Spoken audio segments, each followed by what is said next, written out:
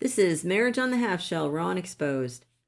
We've decided to name tonight's episode Comfortably Numb, and I'm not stealing anything from Pink Floyd there. I just happen to, that's a good correlation of what we're going to talk about tonight.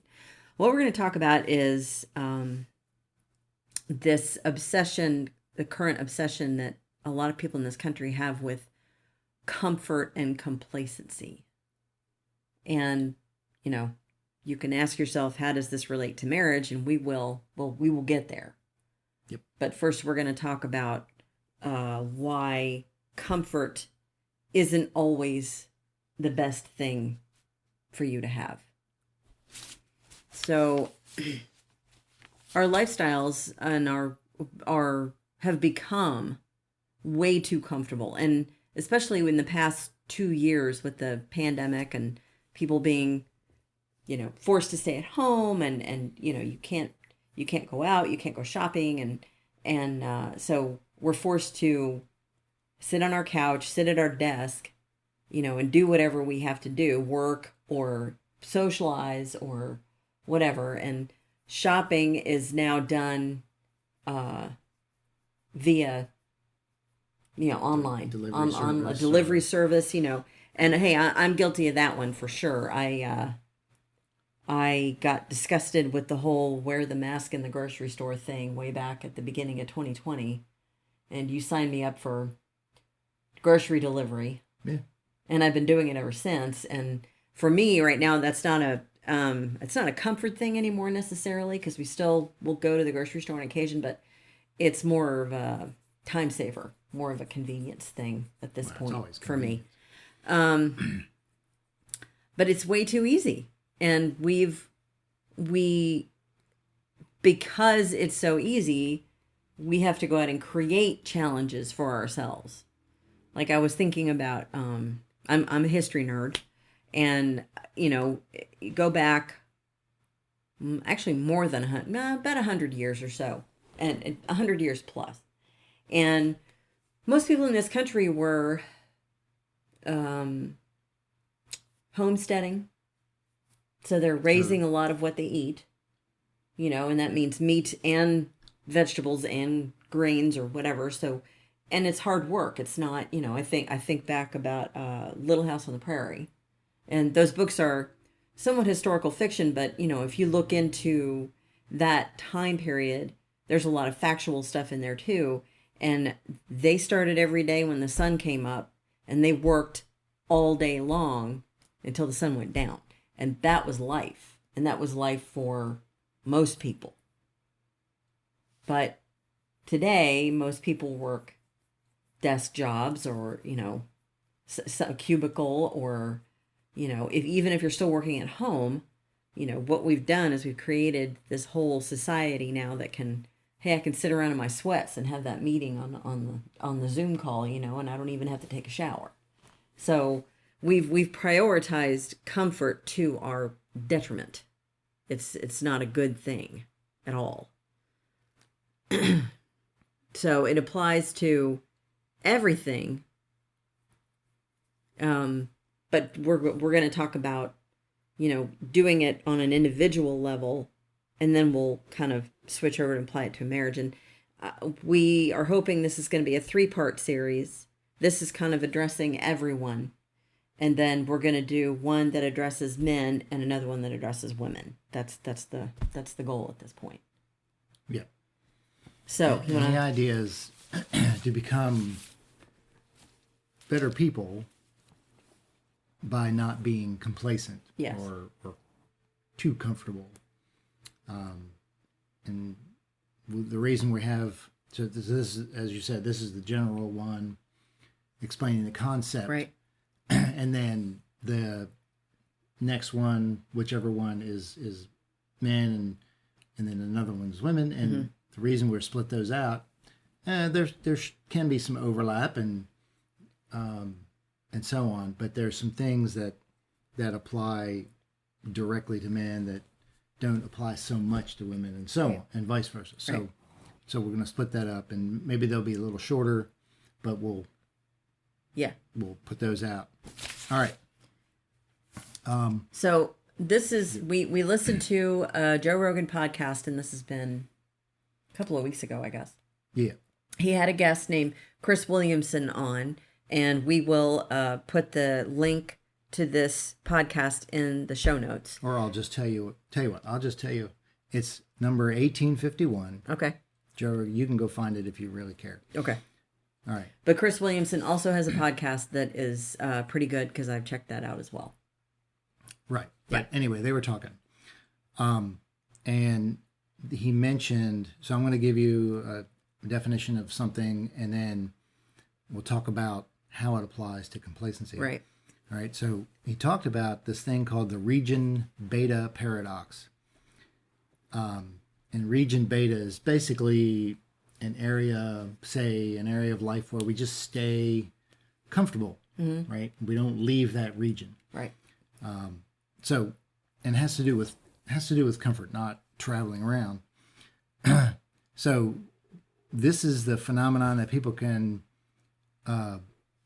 where people can sometimes recover more quickly from, say, more intense emotions or pain than they can from less distressing experiences.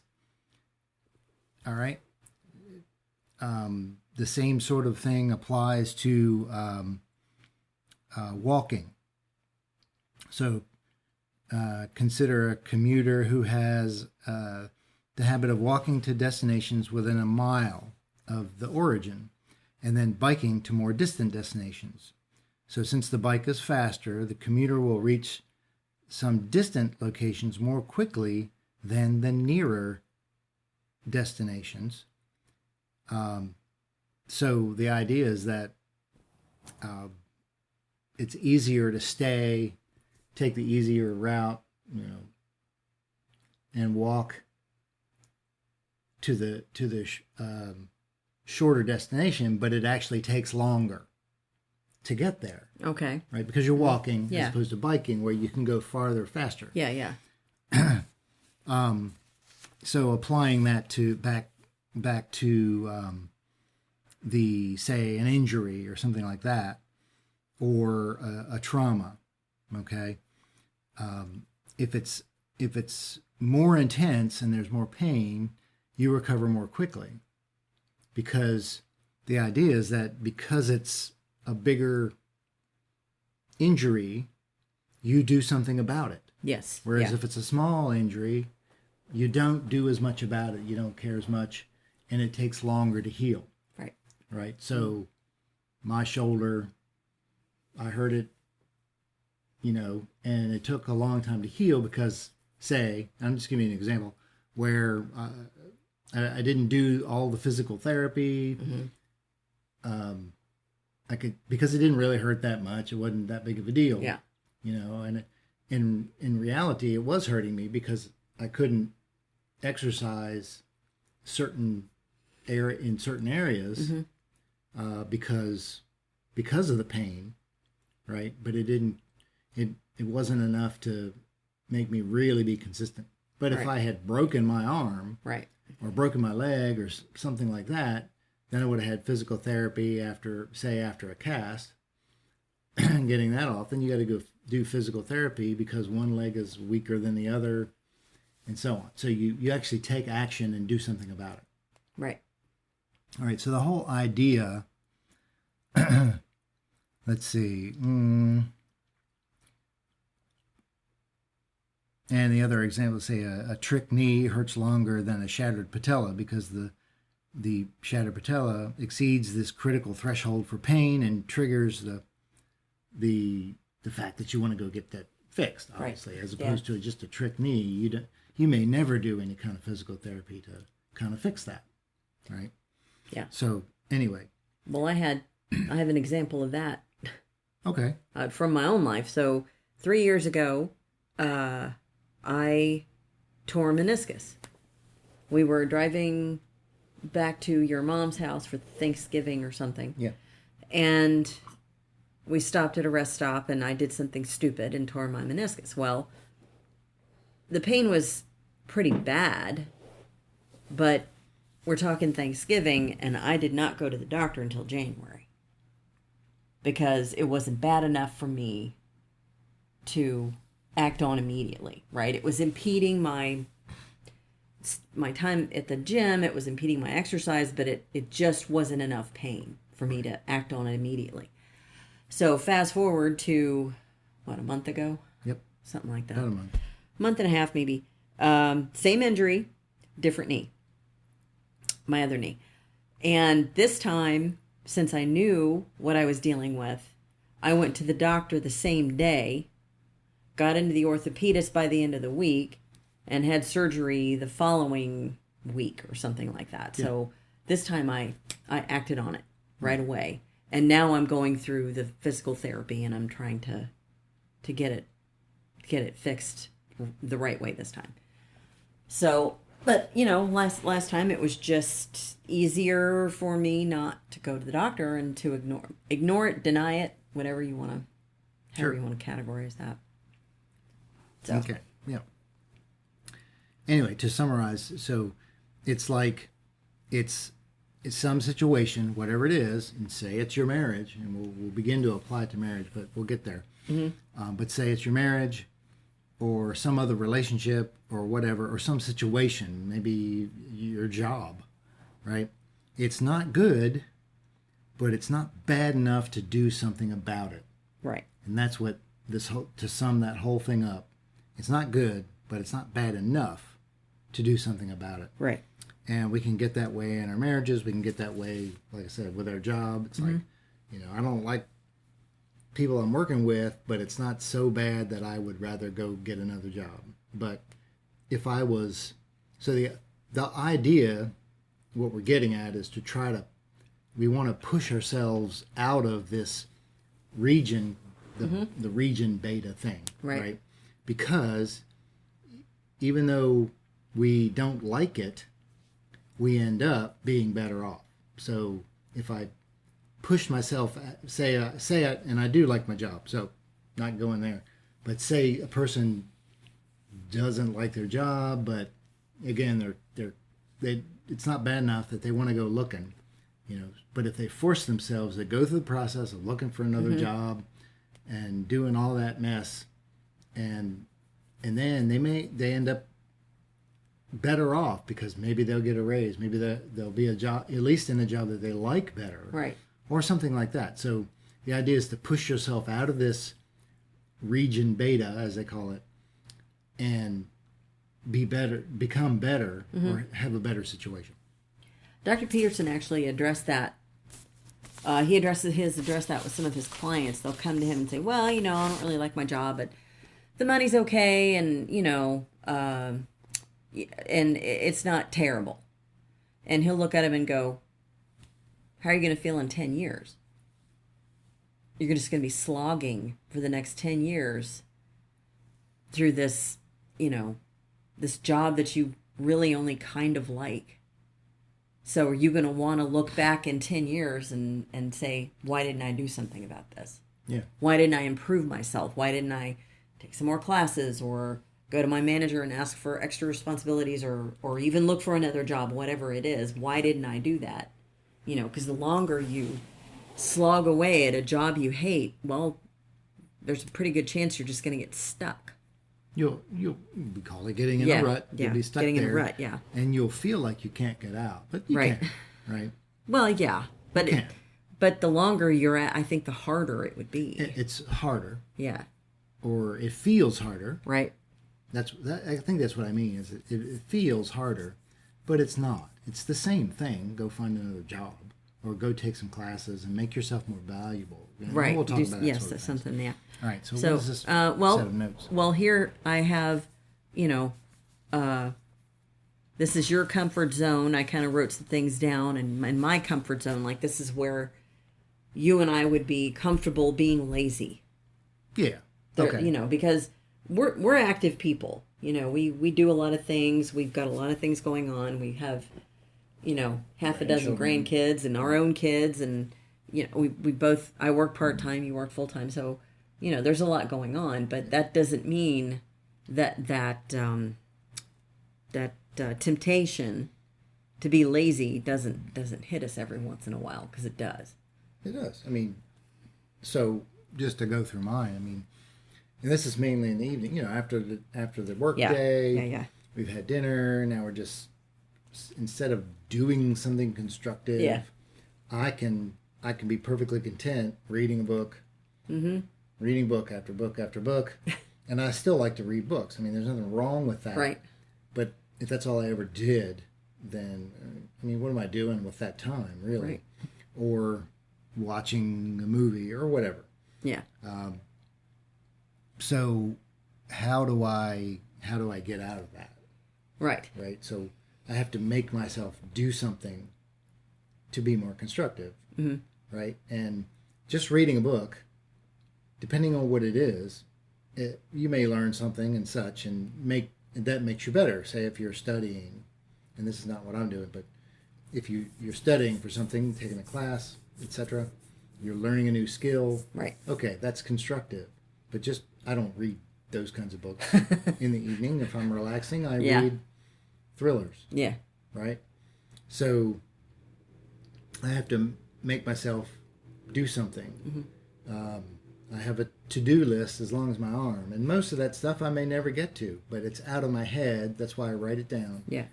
And it's not running around in my head bothering me. And then the really important things will bubble up to the top, and they'll get done. Right? So fixing something kind of urgent, or cutting the grass, or whatever, right? Something we want to build together, or whatever. So I can make myself do that. I can decide to write a letter to someone. I do that now and then. I write every now and then. I might write a blog post, or like an article or whatever, and do the research for it. And so I'm actively doing something constructive, and I don't really care at this point if anybody reads them. I mean, I wish they did, but that's not what I'm into. I'm not a blogger. But if I put the post up, it's like I did that as an exercise. I learned some stuff. Maybe it changed my mind about something, or at least I learned more details, and I know, okay, this is what I used to think about it, and I was right. Or this is what I used to think about it, and I've tweaked my thinking, right? And that's happened. Right. And I'm perfectly willing to see or hear about opposite ideas and consider them. So, and that's what I do. Okay. What about you? Well, I mean, for me, it would also be, I'm not reading as much as I should be, but I love history documentaries, and we do pick movies to watch from time to time. Sure, usually together. Nonsense. Yeah. Yeah, but, I can put on just a podcast and lay on the couch, and I listen to 2 or 3 podcasts a day, generally while I'm doing other things. But so that's kind of my comfort zone, stretched out on the couch, scrolling on my phone and listening to a podcast or watching documentary or something like that. That's my, so for both of us, and that's why I put this in the middle, we both exercise pretty hard every day. We take an hour. It's an hour. And, we both do a workout every day. Also, getting me out of my comfort zone for me is my coaching. I have to map that out a month at a time, and then I have to adjust things on the fly an awful lot. And relate to people. Yes, relate to people, and I work with some ladies who are a little bit older than me, so I'm making adjustments for injuries or this or that or the other thing, and well, another comfort thing for both of us is food. We love to cook and we love to eat, but we're both on more or less a restricted diet right now. Not that bad. No, it's not. But I mean, it's a lower there's stuff that there's a lot more stuff that I can't eat than you. You're right, because of the gluten. Yeah. Right. So we have to watch that. Yeah. So that definitely pushes me out of my comfort zone. Sure. The meal prep and meal planning and thinking that all through and all of that. Let's see. What else did I put on here? Grandfather? What? My grandfather. Well, I'm trying to remember why I wrote that down now. Well, maybe it'll come back to you. Yeah, maybe it'll All come right. back to me. So those are just little examples. Oh, we were talking about my grandfather and how he's long since passed away, but how his comfort zone was sitting in his lazy boy Oh, right. with a bag full of candy and the TV on. And the man had type 2 diabetes. Yeah. And he definitely reached a point where it was difficult for him to move around, but it was just too hard for him to Just get up and break out of the complacency and do something about it. Yeah. And yeah, he lived to be old, but I don't want to be old like that. Right. And we've been, we listen, like you talk about the podcasts. And, Yeah. We listened to one today that was talking about health and eating Right. and stuff like that. And we've heard some of the statistics about Americans are, 40%. It's I hard than guess, that. or maybe it's higher, hard than that. 40% of Americans are actually obese. Yes. Right. And that number and maybe more are going to end up with type 2 diabetes, or at least some form of metabolic syndrome, insulin resistance, where you have high blood sugar or your blood pressure is higher, or something like that. And that's, the way I ate for the first 45 years of my life, standard American diet. Yeah. And that it's all carbs and grains and sugar, and that leads to obesity and insulin resistance or type 2 diabetes. And I was heading that way. Oh, yeah. Right? Yeah. If you looked at my numbers when I went to the doctor every year, it's like creeping up every time I went. And finally the doctor said, you need to change the way you eat. Mm-hmm. And finally a doctor that would come out and be honest and say, the standard American diet isn't the way to eat. Yeah. Right. So many people are out there just living that way. And then you deal with all the symptoms of it. Right. So I needed to change something. And so we started exercising harder, a little bit longer. And then, it's an hour, right? Yeah. Sometimes for me, 45 minutes. We were whatever. also trying to get more steps every day. And Yeah. And things like take that. a walk every now and then. As they say, to do that. And it helps. And it's a good thing because, and then eating properly, So that was hard. And I was comfortable the way I was. I liked the way I was able to eat. Yeah. But, then I suddenly realized, I don't want to have this gut. Right. And I think that's what pushed me out of the comfort zone. Mm-hmm. I realized, this is getting bigger. And I don't like it. Yeah. Right. It wasn't, I don't even know if it was the numbers, maybe blood sugar numbers, but that's about it. Yeah. And then just this gut. And I didn't want that. So that pushed me out of the comfort zone. I said, okay, I'm going to do what it takes. And been pretty serious about it for almost a year. Mm-hmm. And I'm making good progress. Yeah, you are. Yes, you look awesome. Well, thank you. You look pretty awesome yourself. All right. That's later. Okay. So anyway, the point is, going back to this region beta thing, is like we should actively insert discomfort into our lives to break out of that region that we're stuck in. Yeah. Right? In whatever it is. I needed to actively insert discomfort into my life. Mm-hmm. And that was exercise and learning how to eat properly. Yeah. Right? And I did a lot of people have done a lot of research on this, and you're not going to hear it from doctors, too many, because they're told what to say, and they all just go with the flow, right? And also found out that it takes about, from the time research is done and really solidified, in the scientific community down to actual clinical practice by a doctor, it takes about 17 years. Okay. And that's if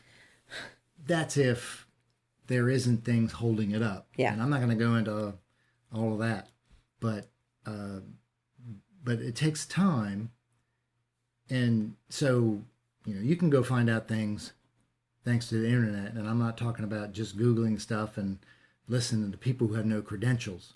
Yeah. Right. You got to find people who have the credentials, who point to real references, studies that you can go look at yourself, that sort of thing. And I go look at studies. Right. I don't just believe somebody. I go look. And sometimes I come back with, that's not what that thing said.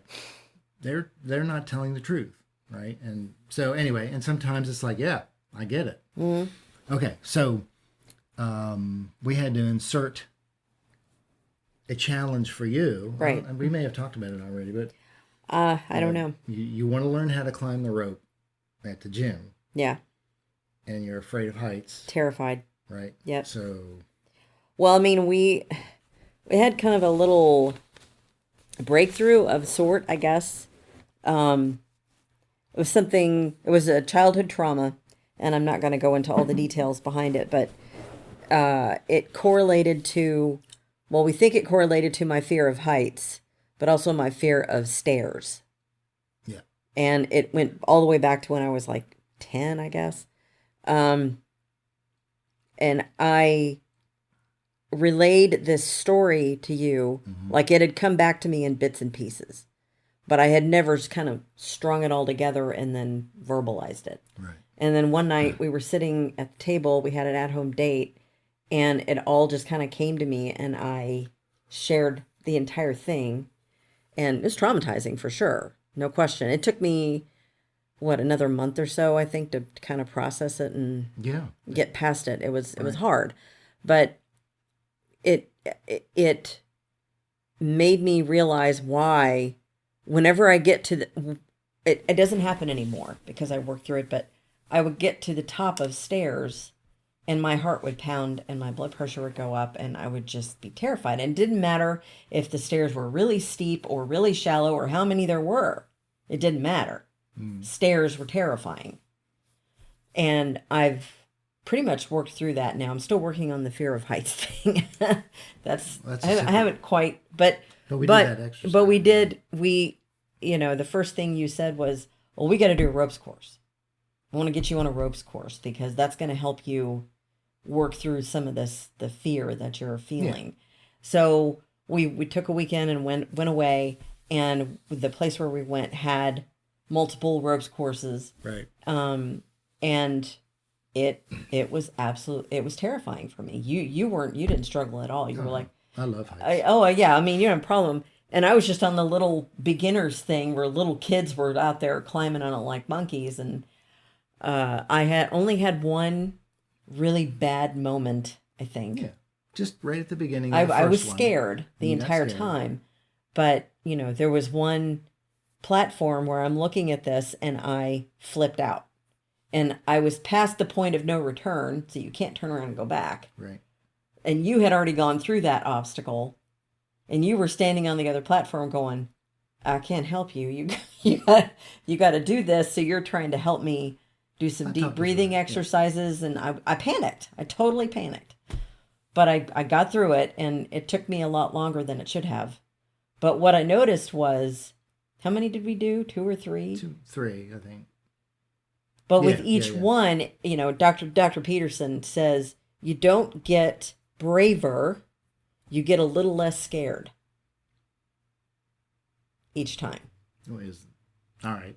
I mean, I kind of understand what he's saying. You don't just immediately get bravery because you overcame something. It's like you have to go through multiple iterations, and each time you do it, you get a little less scared. Right.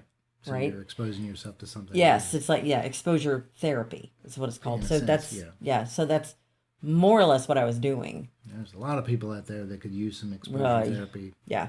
But anyway.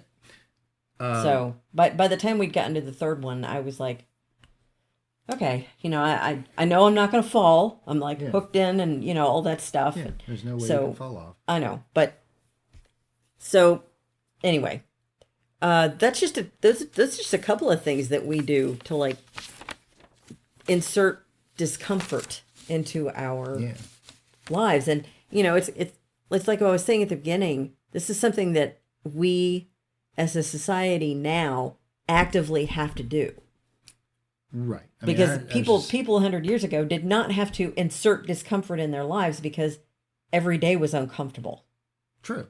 And every day was a challenge. Every day was, I have to stay alive and keep my family alive until the end of today. Every day. Mm-hmm. And we don't live like that anymore. Right. All right. So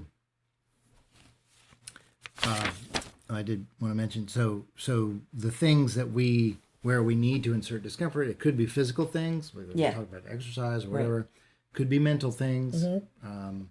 Learn to go talk to somebody, or people are afraid of that. Yeah.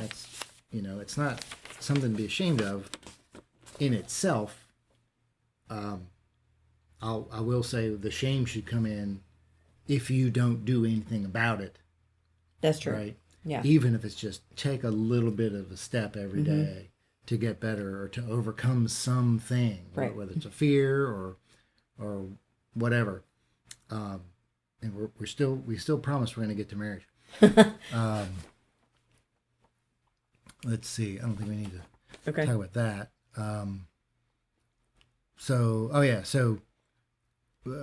We talked, or I'm sorry, I wrote a note here. Do hard things for how they change you for the better. So for instance, other instances before we get to the other stuff is serve other people, but don't expect anything in return. Right. Go work out. We talked about that. Mm-hmm. Listen to ideas that you disagree with. A lot of people today have a really hard time just listening to ideas that they disagree with. Mm-hmm. Doesn't mean that you change your mind. You may not. But at least try to understand the other side. Right. And I mentioned that earlier. I've done that. And it's changed my mindset about certain things. Mm-hmm. Because I see a bigger picture. Right. And we should all do that. I think, and I'm not going to go into politics, but just, how divided we are as a country. And there are reasons for that. But if we as people, forget about the politicians, right? If we as people are willing to just hear each other out, I've always said this, it's like we probably agree on a lot more than we disagree. Right. Right? And we'll find common ground, and then we can live better lives, and so on. So other things, stop outsourcing your sense of self-worth. Right? Right. And I think we're kind of into, here's things that people are dealing with, right, out there. I can't hear an idea that I disagree with, for instance. So this one is stop outsourcing your sense of self-worth. Other people's heads are a wretched place for your self-worth to live in. That's a direct quote from Chris Williamson. Right. Yeah, he actually said that, and that's that podcast. I really like that quote. Like when I go swimming, and I try to swim once a week, and I usually will swim a mile. That's the minimum. If I'm going to make the trip all the way to the pool, because it's all the way across town, I'm going to swim a mile.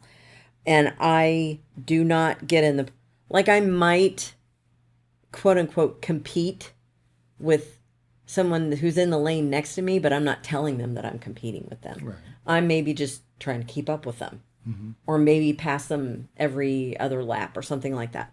And that's just my mental game. That has nothing to do with them. And I don't want anybody trying to compete with me either, right? You should be, unless you're in a competition, the only person you should be competing with is you. Yeah. Right. Right. Exactly. Yeah.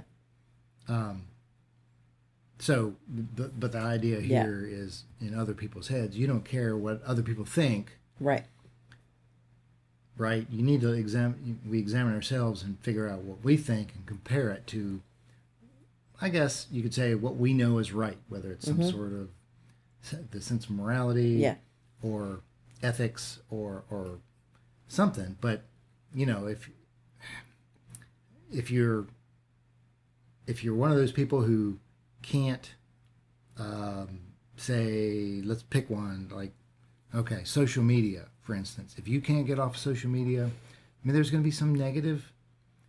The whole thing is really negative. It's built. Well, let me go into that for a second here.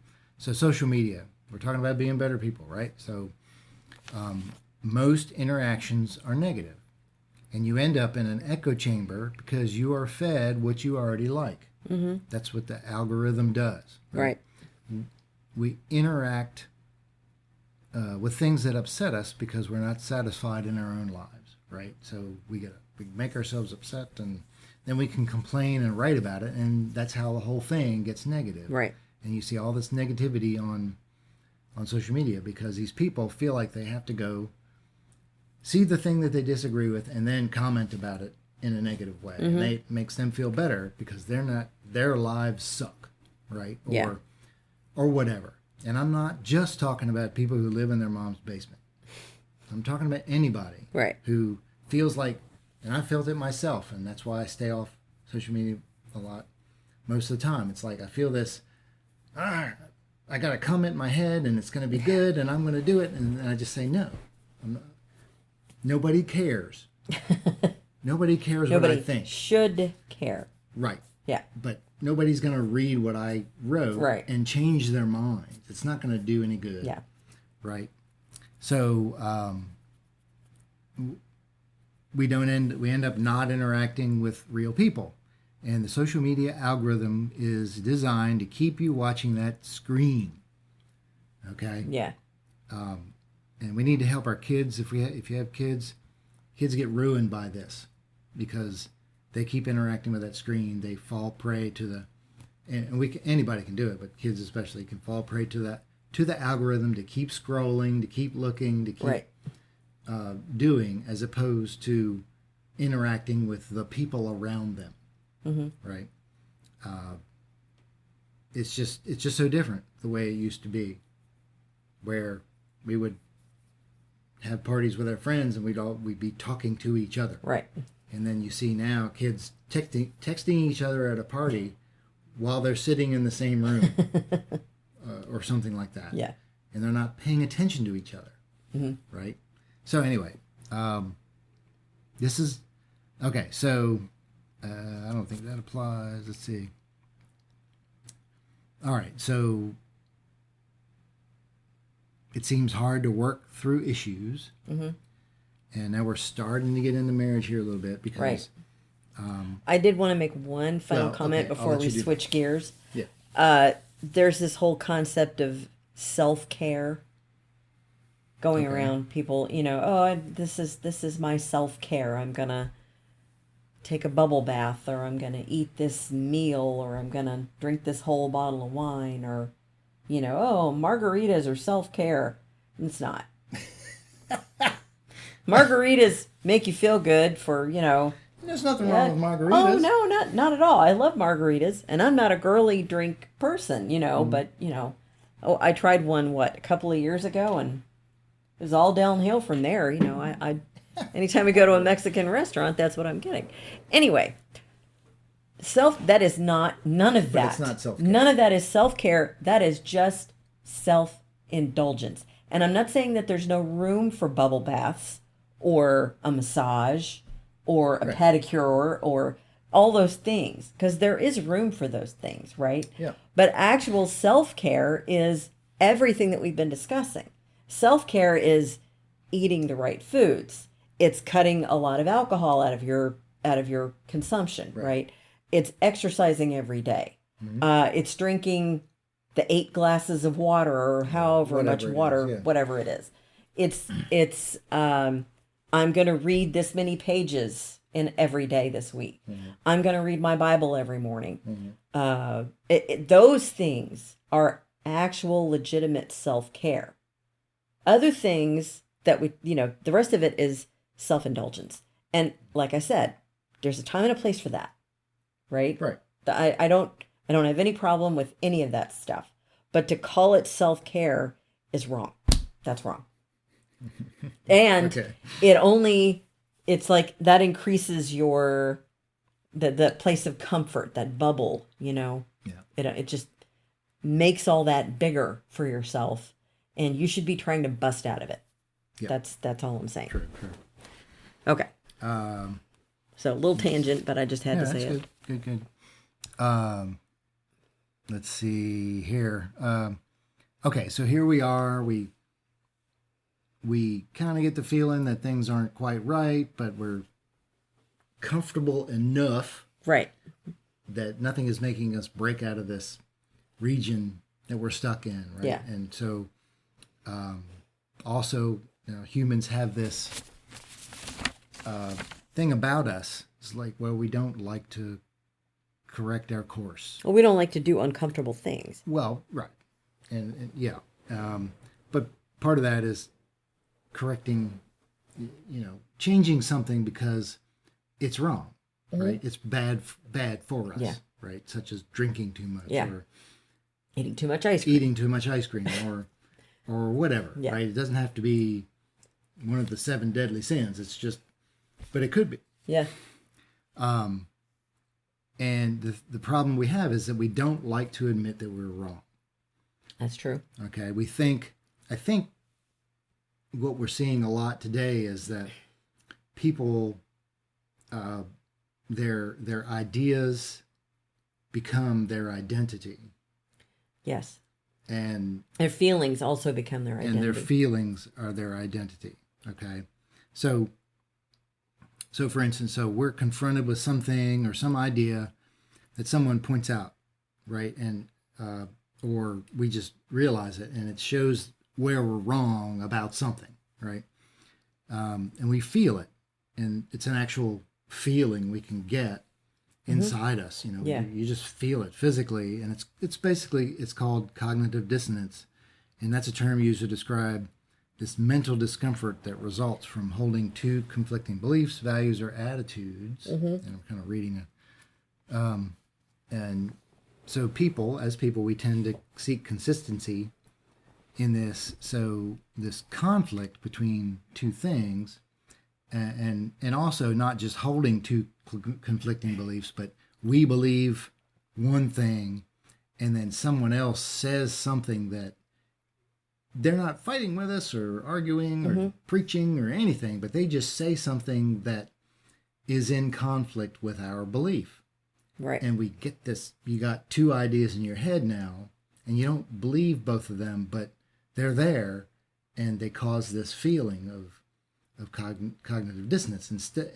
Instead of considering that, saying, is that true? Right. How is talking about it a little bit more, maybe asking about it or exploring it on our own. Instead of doing that, right, we get upset, or we don't want to hear what you've got to say. Right. Or, we push people away because they believe something different than us. And that's just stupid. Right? Yeah, it is. But anyway, it's called cognitive dissonance. All right, so we have this feeling of unease or discomfort, right? Ideas that, and here's what I was talking about, ideas that are more personal, beliefs about yourself, or some highly valued idea tend to result in a greater dissonance, right? It's a bigger feeling. Anxiety, embarrassment, regret, shame, some stress, however you want to describe it. It's there. I think for me, sometimes it feels like anxiety, right? Right. But and that you don't actually outwardly express that. Sometimes, like, I can tell, but if someone else encountered you, they would not know, right, that you were anxious. And I could, right. So it feels anxious, and there are times it's like, I had enough of this, and usually if it's like listening to a podcast or whatever. Yeah, that just happened last week. Yeah, I'll just say, I don't want to hear that anymore. Yeah. It's not that I need to examine the belief. It's that I've already done that, and just hearing it's just so wild or so off or something It's like, it's just stressing me out. But a lot of times what I try to do is like, I hear it and it's like, okay, let's examine it Mm-hmm. and then go from there Right. and decide.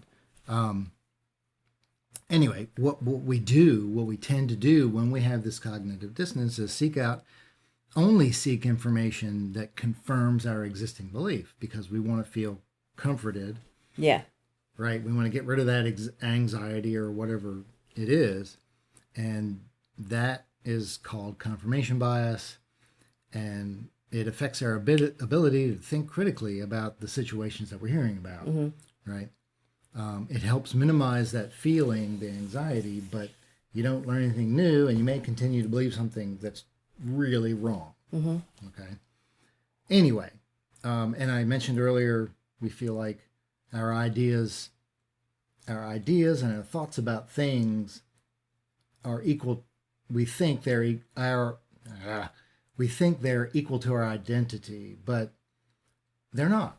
Mm-hmm. Our ideas and opinions are not us, right? Our identity. So we can change or come to a better understanding of what is true and false. So, like I said, we should seek out that information and butt up against other ideas. Right. They may be wrong, and if they're wrong, we'll know more about why we're right, why we had the right idea, what makes it right, and we're more confident in it. Right. Right? And that's fine.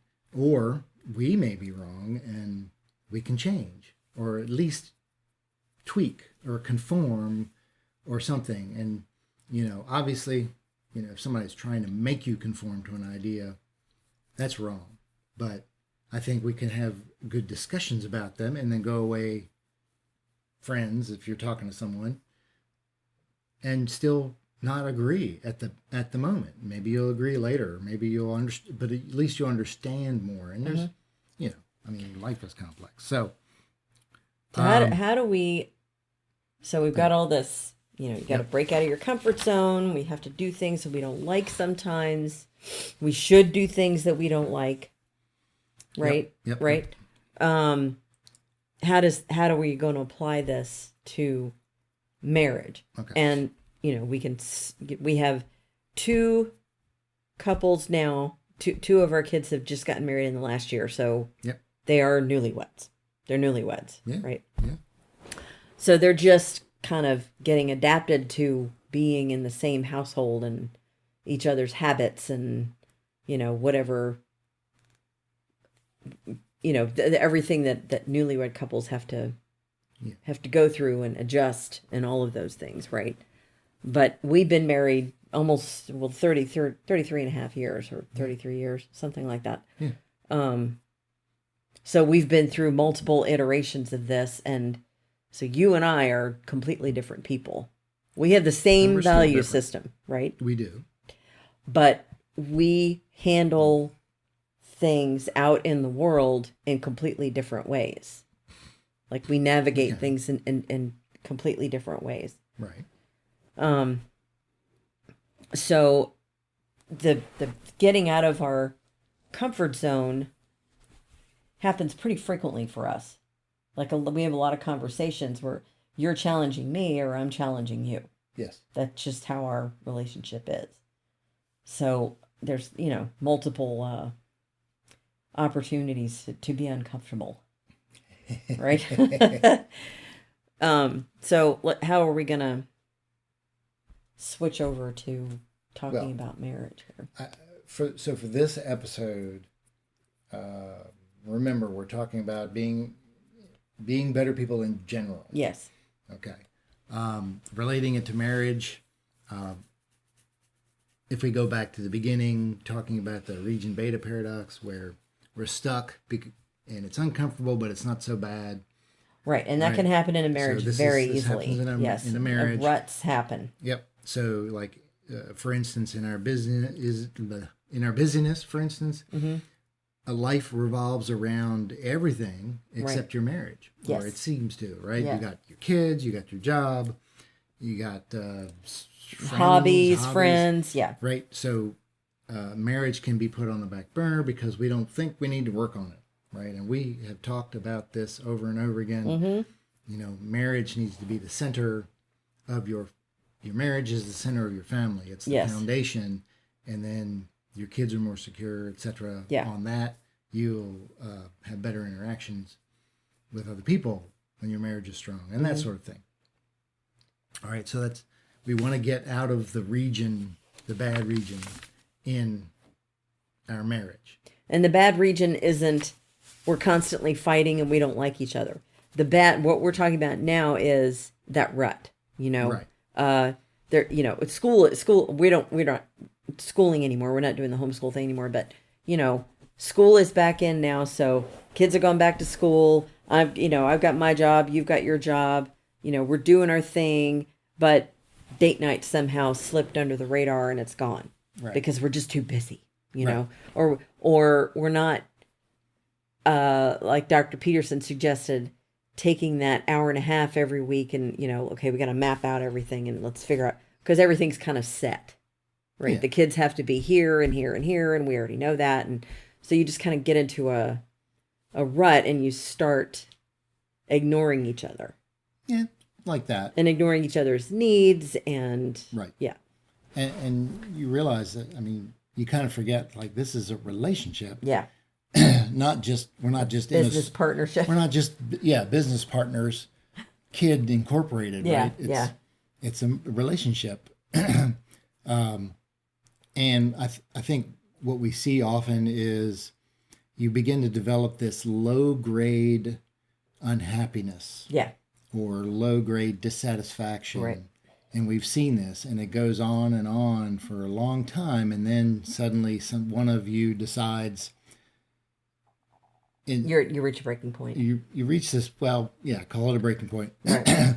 But it's a bad breaking point where you've let it go. And instead of saying, we need to fix this, both of us are probably feeling the same way, or we're just oblivious or whatever. We need to fix it. Instead of doing that, one spouse says, I'm just unhappy. I'm not in love anymore. Yeah. I want a divorce, blah, blah, blah, right? Right.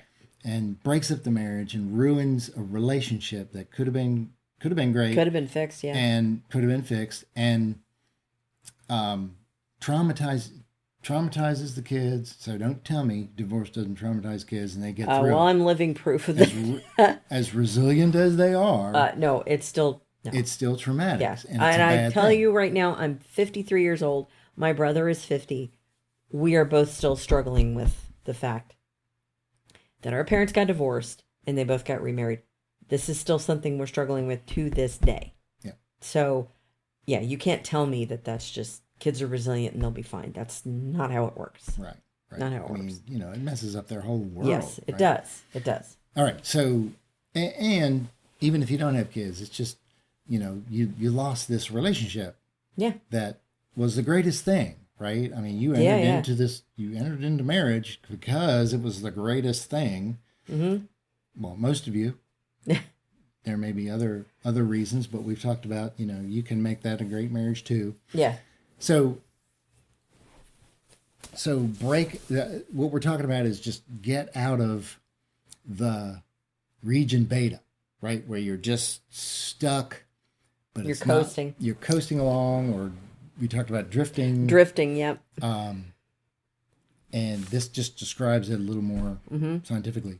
But it's just this, it's not bad enough to do anything about yet or now, but we're not really satisfied. We're not really happy. Mm-hmm. But it's okay. I don't want to go through the bad stuff, or maybe I don't want to say anything to upset the status quo, because they'll get mad, marriage isn't good enough, or I don't want to hear that I'm wrong, so I'm not going to bring up anything. Well, it could be that, or they don't want to hear that they're wrong. And maybe they will get mad if you say something. You know what? But that's the uncomfortable part. Yeah. You got to go do it. And you talk about, we're just drifting along and we need to do something to fix this. And we've talked about this before. Start date night up again. Absolutely. Yep. If you don't have a date night, then start it. And it's not, this, I talked couple of minutes ago about that hour and a half where you're mapping out your week. Well, Dr. Peterson also says the other hour and a half is you and your spouse on a date. And you're not talking about school or work or the kids or the sports or all that you're talking to each other about each other, and you're building a relationship. Yeah. And yeah, if you're not doing that on a regular basis, I think we did a whole podcast about date night. So So we won't repeat that. No, we're not going to repeat that, but I can't emphasize that one enough. It needs to be said over and over again how important that really is. Yeah. And we talked about real quick, if you haven't been doing it and then you go on a date, okay, we're going to go, and you go out and it's kind of like, oh, we didn't know what to talk about. Yeah. We just sat there. It sucked because we just stared at each other, or maybe we got into a fight or whatever, right? So that reveals that something's going on, and you need to work on it. Right. Right. You need to work on your Get marriage. uncomfortable. Here we go. Get uncomfortable again, and work through the fight if you had one. Figure it out. Compromise. Negotiate. Yeah. And that's what you're talking about with the newlyweds, right? Negotiate the things in your life. Yeah. What will you do? What will I do? What will you change? What will I change? And maybe we're not totally successful, but we love each other. We're going to give each other grace to keep moving forward and keep improving, because people don't change overnight. Right. But anyway, then go on another date. Yeah. And then keep doing it. Right. And figure out what you want to talk about. Right. We have started just kind of ad hoc. I've started saying, well, here's what I learned today. Yeah. And something that I learned. Yeah. Right. Or heard about, or whatever, and then you've started doing the same thing. Mm-hmm. So we could talk about that, or what have you been reading, or what do you think about this situation, right? Or whatever.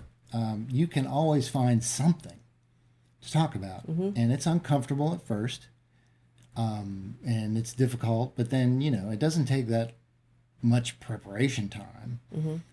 So just keep doing it, and things will begin to get better. I mean, it'll become easier, like we talked about the exposure therapy to dates, right?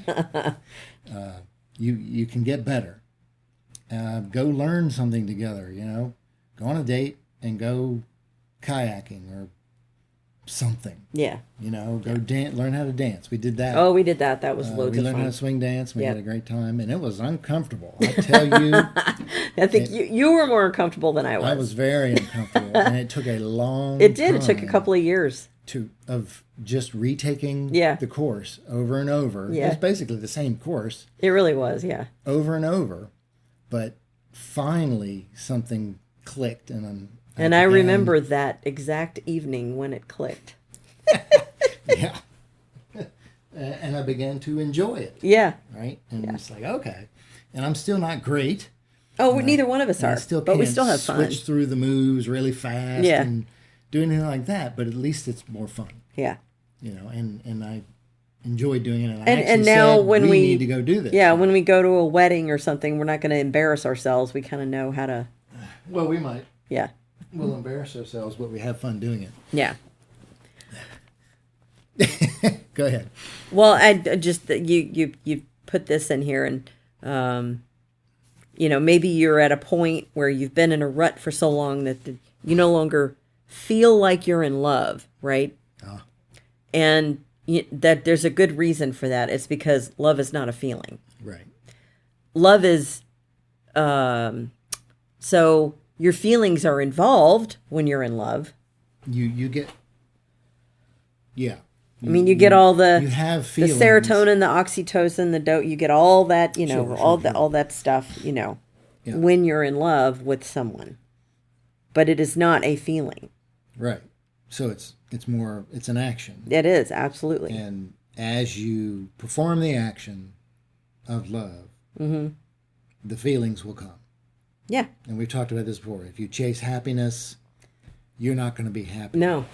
But if you chase service or fulfillment, chasing fulfillment is kind of like happiness. So yeah. Doing something for someone. Yes. And that's what this is about, right? Yeah. So to love is the verb, the definition where it's a verb is to sacrifice for, to serve, affirm, support, right? Right. So we've lost this original definition of what love really is because of the romance novels and chick flicks and Jane Austen. Hollywood has whitewashed Hollywood love to be something that it's not. It's all, yeah. So, it is. So the real definition is to sacrifice for, and even in the Bible, right? So John 15:13, greater love has no man than this, than to lay down one's life for his friends. So loving someone means putting down part of your life. Yeah. Right? So that you can serve them. And that's not comfortable all the time. It's not comfortable, right? But in a marriage, what do? Right?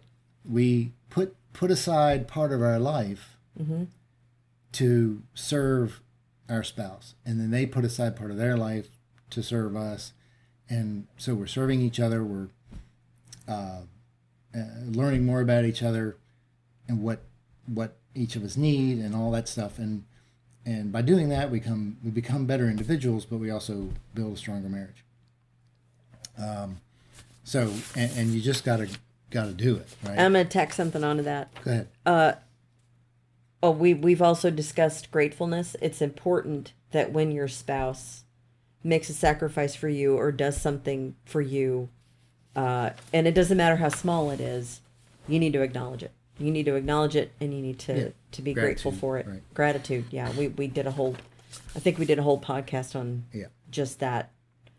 But that also contributes to, building your relationship. Like, my husband did the dishes. Well, I asked him to, so I'm not going to thank him for that because I asked him to do it. Right? That's his job. No, that's not how this works. That's not how any of this works, and you should not conduct your life or your marriage that way.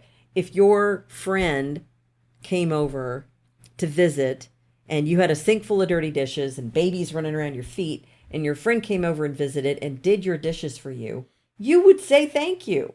Sure. You would. Yeah. So why would you treat your spouse worse? You should be treating your spouse better than your friend, not worse. Yeah. Anyway, I'm just going to throw that in there. Yeah, and totally agree. And besides, marriage is not a business contract, and it's not a job. Yeah. Right? It's so you thank each other. Yeah. For what you do for each other, even if it's just little things. Yes. Right. And all right. And then related to just this quick, I thought it was good, this quick sentence or two about conflict. Right. So, maybe your marriage isn't just in a rut, but there's conflict too, right? But it's not, again, it can be the same thing. You have these conflicts, but it's not so bad that you want to do anything about it. So you don't figure out each other, right? Or maybe you're practicing some kind of conflict avoidance and not allowing your marriage to grow through, So you're suppressing. You're suppressing yourself. Yes, yeah. To avoid conflict. Right. And I've done that, right? Yeah. Or there's just conflict and you never come to some resolution, and probably because of pride on both sides, where you don't want to resolve it, or you don't want to admit you're wrong. You don't want to admit you're wrong. You want to win, and we talked about this before, right? Yeah. You don't want to. If you win all the time, then what are you married to? You're married to a loser. Yeah. All right, that's not what you want. Yeah. All right. Anyway, not to repeat all of the podcasts we've done in the past. But this conflict in relationships. So all conflict is due to differences, but those differences are what make the relationship great. Instead of eliminating all the differences, seek to understand and be thinking about how we can change, not about how they should change. You might not meet in the middle, but you can negotiate an understanding. Okay? So yeah. the conflicts occur because we're different people. And it's like one of those light bulb things, right? It's like, oh yeah, we are different. I mean, you don't want to marry yourself. Nobody marries themselves. They shouldn't. Because if you do, I mean, you're going to be miserable. Well, you're going to be bored. Yeah. Right? Yeah. And if you married yourself or someone just like you can work through that too. All right. But it's a different thing. Right. But generally even if you think you married someone just like you, there's going to be differences that come up. Mm-hmm. Right. So because you are different people. So that is not the case with us. What do you mean? I didn't marry you because you were just like me. Oh, we were very different. Like, I'm a total extrovert. Maybe not as extroverted as our youngest son. I think he's taken it to a whole other level. But I'm an extrovert, and you're an introvert. Yeah. Right. So, in order to respect each other, you go out with my friends sometimes. Like, my friends, they get together once every couple of weeks, and they'll go out to a brewery or go out to a restaurant, and we all have dinner together and just laugh and joke and have a good time, right? And I like your friends. They're great friends. Yeah. I like being out with them. But you, on the other hand, you would prefer to just stay at home and read books. I mean, that's just, the way you're... I'm being lazy. Sure. No, but I mean, you're an introvert, right? Right. So that's just the way you're wired. And so there are times when my friends are like, hey, we're all going to meet at such and such this evening or whatever. And I'll just, can't do it this weekend, guys. I'm not going to, we just went out a couple of weeks ago. So we're going to hang loose this weekend and we'll skip this one and we'll catch you next time. Yeah. And I'm not saying to them, look, my husband's an introvert. I'm not going to drag him out of the house every time you ask, because it's not really his thing. I don't say that. Well, but, that is what's going through my head. It's like, no, we need, and you already indicated to me that, hey, I need a Saturday at home. I've got 1,000 things to do. So we just need a Saturday where we're at home and we're not planning anything. Right. So I have turned down multiple social events trying to respect your boundaries, so to speak. Yeah. But at the same time. Yeah, but you will. I've gone to your social events. Yeah, you have. And I enjoy it. I have fun. Yeah. It's not like I don't like it. I do. Oh, yeah. That's not what I'm saying at all. Right. So we just balance it out. Yeah. So that we can both work with each other and so on. All right. So a lot of general things there, but this is talking about really just saying kickstart yourself into doing something. Mm-hmm. And this is kind of beginning what we'll be getting into, but something to make yourself better, different, more high value, for instance. Yeah. And it's often said, if somebody's listening and they're not married yet, and you want to find somebody, you want to find this high value person, mm-hmm. right? Because that's what you're looking for. You're not looking for low value people. People who can't do anything, haven't learned anything, who are, well, I don't want to insult they don't have goals, but they don't have goals, right? Right? Or whatever. Yeah. They don't do anything to improve themselves. They don't have any purpose. Yeah. They're low value. Yeah. Right? It doesn't mean they can't change, and it doesn't mean, we're not saying that I mean value in a different sense, mm-hmm. right? Because all humans are inherently valuable. Right. But high value in a different sense. That's what you're looking for. So if that's what you want to find, then you need to make yourself high value. Right.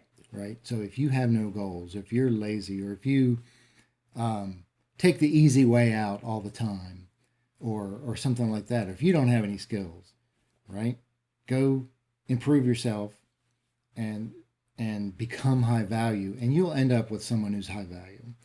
And remember to look for that, of course, if you're already high value. And that goes both ways, mm-hmm. right? And if you're already married, we talk about getting out of the comfort zone. That's what this whole thing, right? Stop being numb. Stop being comfortable. Do something. Get out of the rut. To get out of the rut. Yeah. And it makes your marriage better, and it makes you better. Yeah. Each of you. And it'll make your kids better if you have kids, and it'll make your relationships better with your friends, and it just improves things all around. Right. All right. So the next 2 episodes, as we mentioned, will be some things related to men, and then some things related to women. And we'll talk about those, and I'll give you all my opinions about women, and you can give me all your opinions about men. I'm joking, but that's not. All right, so I think we're done this one. Yes, I think so. Come back in a while with the and however long it takes us. By the way, we're entering the holiday season. Yes, trips planned. We've got an extremely busy, pretty busy fall. schedule. Yes, yep. Plus the holidays too. So yes. We may end up slowing down from our usual slow pace anyway. But we'll do our best and get those next 2 out. Yes. We're really hoping to get some interviews. If not this towards the end of this year, then probably the beginning of next. We keep saying that. Yeah, I know, but we're working on our children right now because they're all in different stages of marital bliss at the present time. We got one that's coming up on our oldest child has been married it'll be 14 years this year. 14. Yeah, and then like I said, we've got the 2 newlywed couples at the other end, and so we're working on them. But oh my gosh. I don't know how they feel about talking to mom and dad about marriage stuff. I think that's part of the issue. We need to break them out of their comfort zone a little bit. Yeah. Anyway. Okay. Well, so that's it. Yeah, that's it. So have a great evening, and we will hopefully be posting the next 2. There'll probably be shorter episodes in the next few weeks. Hopefully. But we make no promises. Have a good night. Have a good evening. See ya.